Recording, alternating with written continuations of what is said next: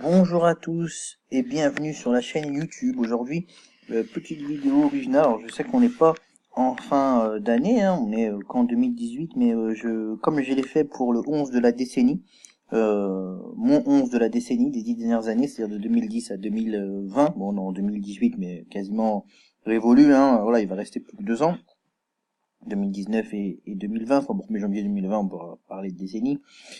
Je fais maintenant les événements de la décennie. Je sais pas dans quel ordre ces vidéos vont sortir, si le 11 sortira avant les événements ou si les événements sortiront avant le 11.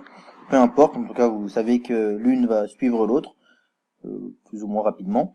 Quoi qu'il en soit, je vais faire des événements de 2010 à 2018, donc il y aura quand même 10 événements, puisqu'il y a il y a des années pour lesquelles j'ai sélectionné 2 événements, parce qu'il y a, enfin j'ai sélectionné une dizaine 10 événements en tout. Il y a des événements sur une année qui étaient énormes. Bon, je me suis axé essentiellement sur des événements français, mais c'est aussi parce que c'est des événements qui ont marqué le foot. Il y a aussi quelques événements internationaux. Vous me direz en commentaire quels événements vous ont marqué sur ces 10 dernières années. Donc le premier événement, et c'est un événement tragique, j'ai choisi une image que l'on connaît tous, et pas une de journal qu'on connaît tous avec un vat chut, fils de chut. J'ai pas choisi cette image-là qui me semblait un peu trop vulgaire.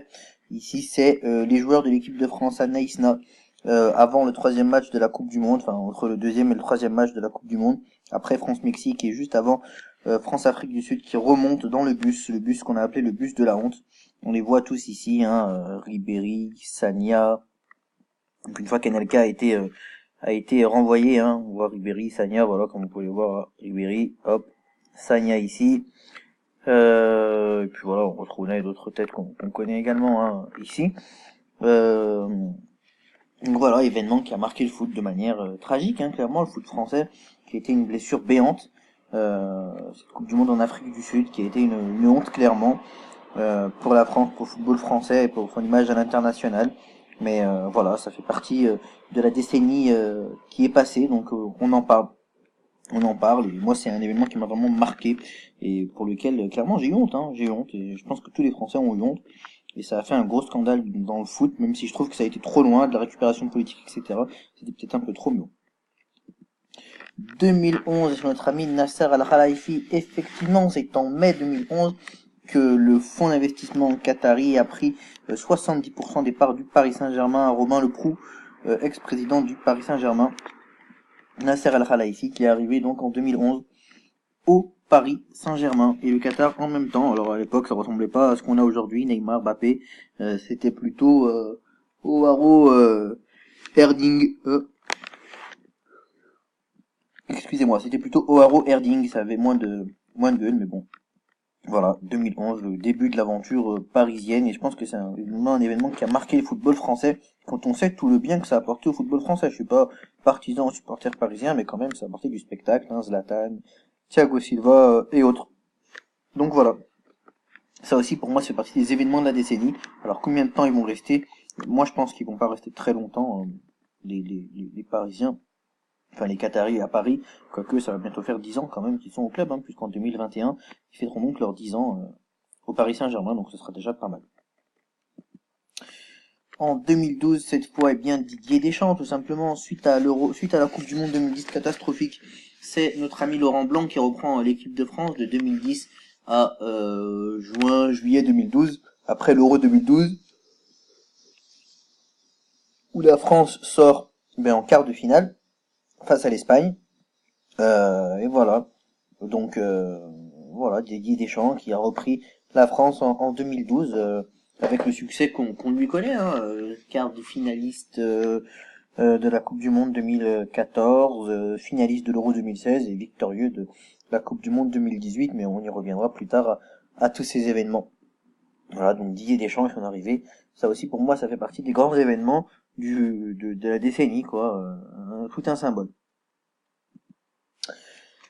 2013, et c'était le 19 novembre 2013, jour de légende pour moi, alors qu'à 17h, 18h à peu près, l'équipe d'Algérie se qualifiait pour la Coupe du Monde 2014 en battant l'Égypte, hein, si je me souviens bien, c'est ça, en battant l'Égypte, au terme d'un match épique.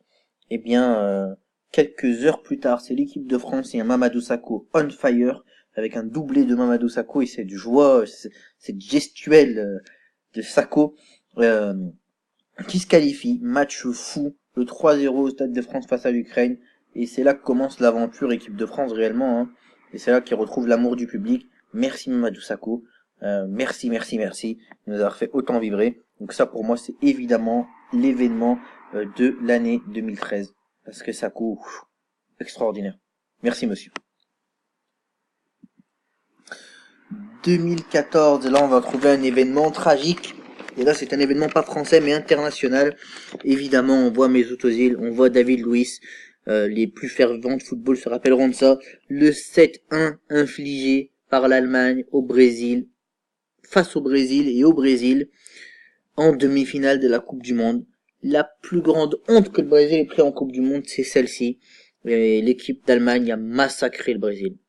Ils leur ont marché dessus. Je crois qu'il y a que Neuer qui n'a pas marqué. Non, je rigole, il n'y a pas que Neuer qui n'a pas marqué, mais voilà, ça a été vraiment un massacre en demi-finale de Coupe du Monde à domicile. Ils ont pris une tarte. Voilà, ils ont pris une tarte dans la gueule. Et ça, c'est également un événement fou dans le football, quoi, parce que je pense que personne n'aurait pu parier ça, personne n'aurait pu croire ça, alors que Neymar venait d'être blessé le match d'avant, il avait failli être paralysé d'ailleurs. Voilà, le Brésil a juste pris une tarte énorme dans la gueule, on le voit, hein, ils étaient tous groggy là. C'est David Luiz que j'ai choisi pour symboliser, mais ils étaient tous pareils. Thiago Silva qui n'avait pas joué ce match-là d'ailleurs, mais ils étaient tous pareils.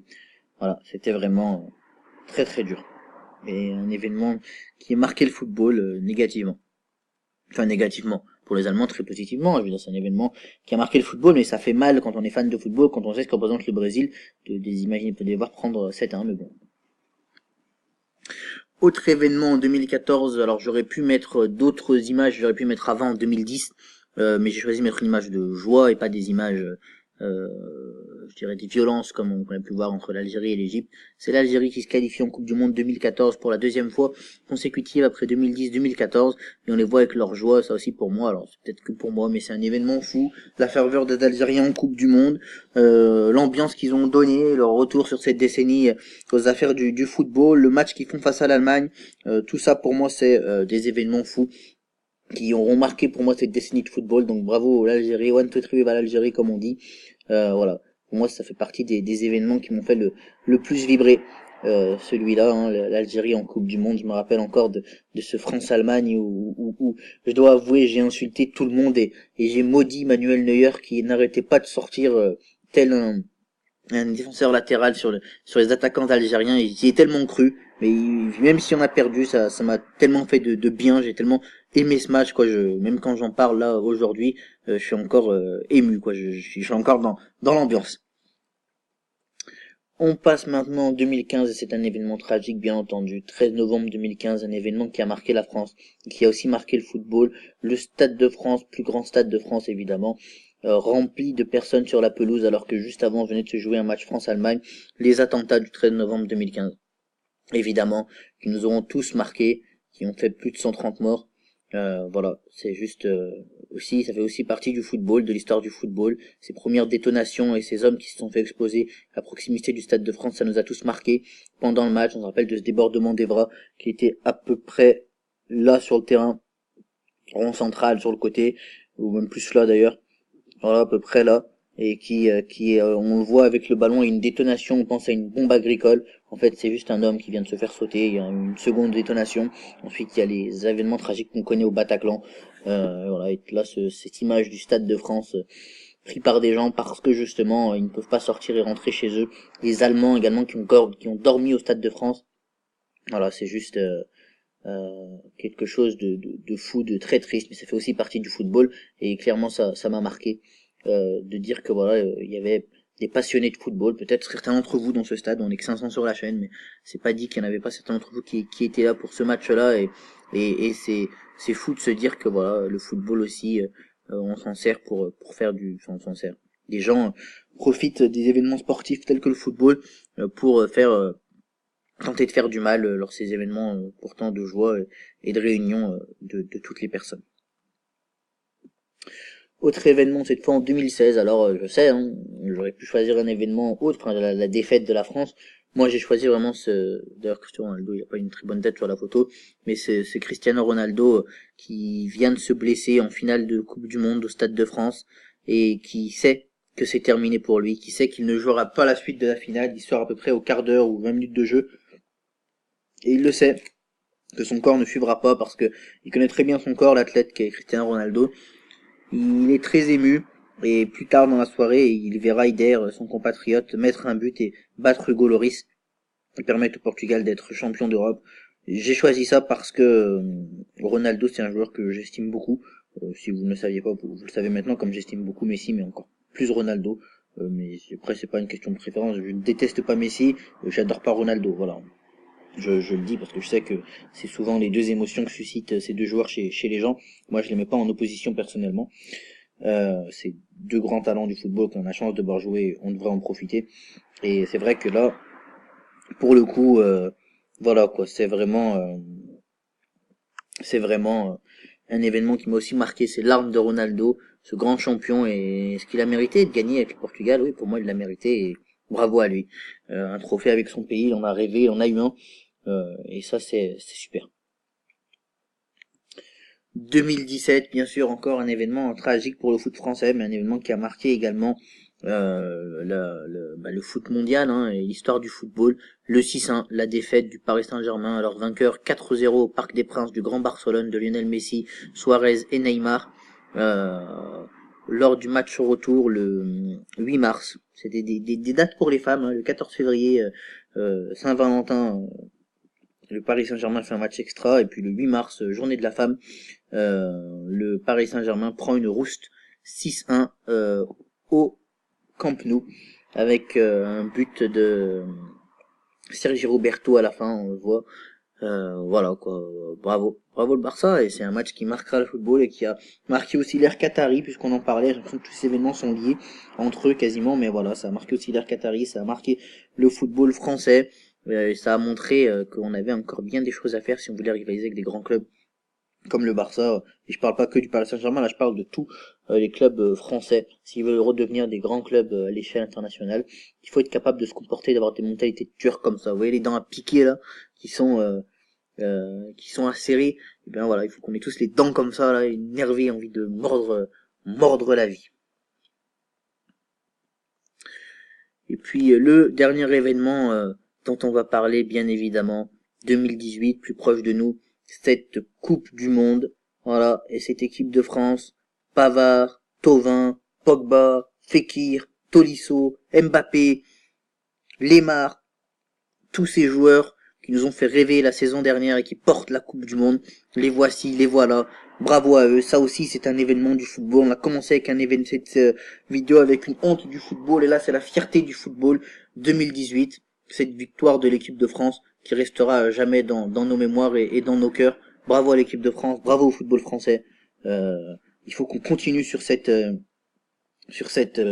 lancée, si Dieu le veut, dans 10 ans. On refera une vidéo et j'espère qu'on parlera encore de Coupe du Monde et qu'il y en aura au moins une qui sera encore gagnée par l'équipe de France. On route vers la 3e étoile. Voilà, c'est tout ce qu'on peut se dire. Et bien écoutez, on arrive au terme de cette vidéo. Il y a d'autres événements évidemment dont j'aurais pu parler, hein. La retraite internationale de Lionel Messi après ces défaites consécutives en finale de Coupe du Monde et en Copa América, plein d'autres événements, les ballons d'or consécutifs de ces joueurs-là. Enfin, il y a plein d'autres choses dont j'aurais pu parler. Je sais que vous pensez à plein d'autres choses. Encore une fois, c'est les événements qui m'ont marqué, moi personnellement, lors des 10 dernières années. On en aura en commun, on aura qui ne vous ont pas marqué spécialement, il y en aura qui, voilà. En tout cas, n'hésitez pas à liker, à commenter, à partager, à me donner vos 10 événements sur les 10 dernières années de football. N'hésitez pas, et puis si vous voulez, on pourra se faire un épisode 2, pourquoi pas, sur cette vidéo, sur ce type de vidéo. Voilà. Écoutez, je vous remercie d'avoir regardé la vidéo, je vous dis à la prochaine. Je vous souhaite une bonne journée, une bonne soirée sur laquelle on va regarder la vidéo. Salut!